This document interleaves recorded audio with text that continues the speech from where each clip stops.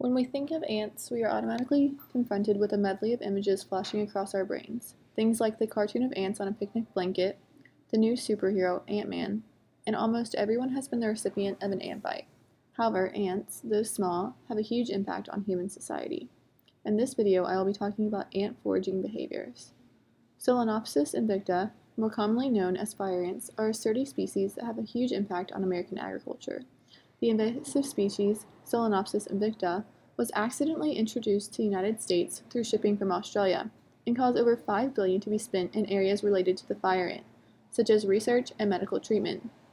Fire ants are an 1/8 to a 1/4 inch long, dark reddish-brown color, 2 nodes on the petiole, and a 2-segmented antennal club.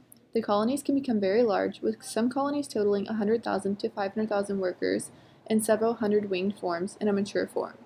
In the next slide, we see exactly how the species is so hard to eradicate, noting that the colonies have more than one queen and it makes them sturdier as a species. Another interesting fact about the durability of the fire ant species is that they can actually survive floods by floating on top of the water. This fall, when Hurricane Harvey struck Texas, many people reported that fire ants were floating on top of the flood waters. These aspects, along with foraging habits, make the fire ant a formidable opponent in controlling them. In a study done by researchers in China, they researched the foraging behaviors of invasive fire ants and found the 3 following stages in foraging: searching, recruitment, and transportation. In their report, they described the following foraging behaviors and descriptions. Searching involved the responsibility of workers, and they mainly searched around their nest or on the ground, and sometimes they even climbed up grass or trees. During their foraging activities, the workers swing their antennas constantly to receive odor signals or to distinguish directions.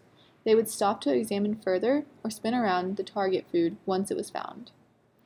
Recruitment was after the food was found. The workers would transport the lighter food back to their nest directly. The workers return back to the nest to call for partners if the food is too heavy for them to individually transport. Like other ant species, the Solenopsis invicta workers would soon be recruited to target food accurately. Whether the food could be transported to the nest or not, the number of recruited workers were limited. Namely, recruitment stopped increasing after a certain time.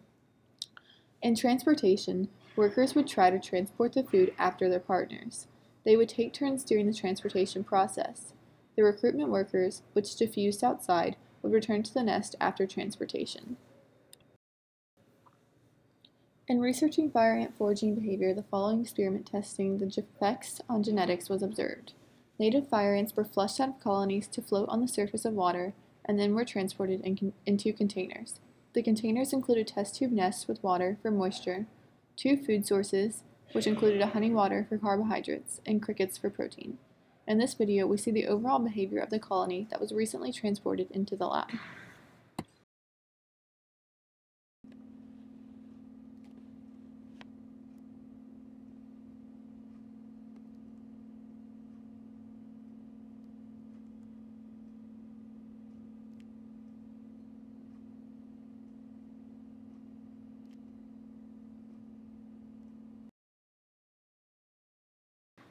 Vincent and Sorensen of the Texas Department of Agriculture described the diet of Solenopsis invicta in a report saying, "The diet of foraging workers consists of dead animals, including insects, earthworms, and vertebrates.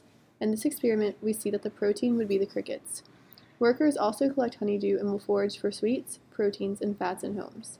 Larvae are only fed a liquid diet until they reach the 3rd instar. When the larvae reach the 4th instar, they are able to digest solid foods. Worker ants will bring solid food rich in protein and deposit it into a depression in front of the mouth of the larva. The larva will secrete digestive enzymes that break down the solid food and regurgitate it back to the worker ants. The queen is fed some of the digested protein to support egg production. As long as the food is plentiful, egg production is at its maximum." The fire ant's biology also supports foraging behaviors. The ant's antennae are shaped like an elbow, which allows the fire ants to basically sense their way around by tasting, smelling, and touching. Ants that use vision to hunt for prey also have big compound eyes. This allows them to better see prey and allows them to better use their mandibles to catch prey.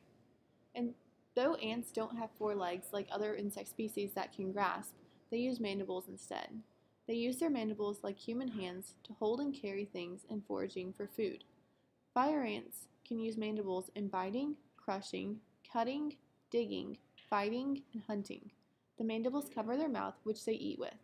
This biology also supports ants to carry around 5,000 times of their body weight due to their hard exoskeleton and light body.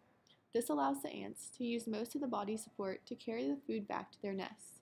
This is also proven through the study through Ohio State University, stating, ants' weight increases with their overall volume, dimensions cubed, while the strength of their muscles only increases with surface area, dimensions squared. Researchers are very interested in this characteristic of ants because it could have a lot of benefits in designing new technologies.